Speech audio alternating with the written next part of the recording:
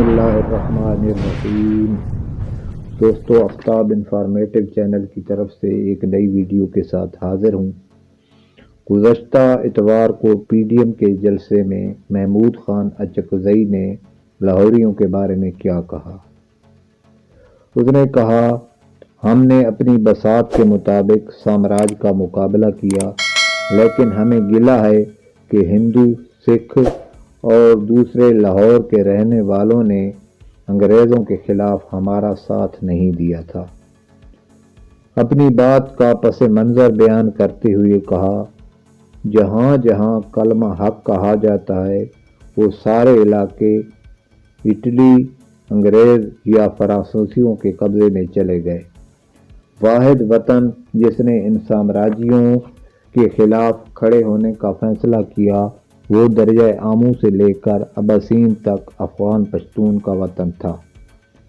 تاہم محمود خان اچکزئی کی اس بات کی تاریخی حقیقت کیا ہے؟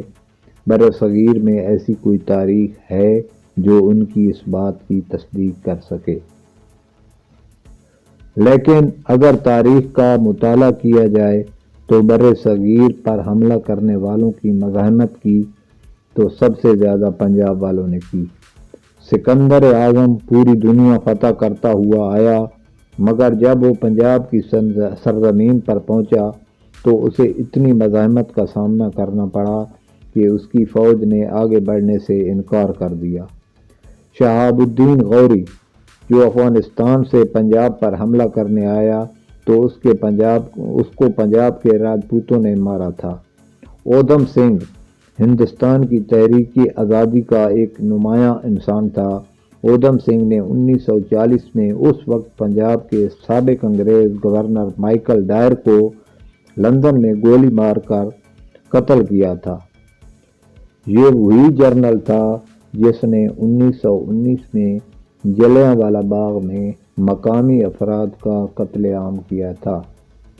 لہذا اس نے اپنا نام رام محمد سنگھ رکھ لیا تھا، جس کا مقصد تمام مذاہب کی نمائندگی کرنا تھی۔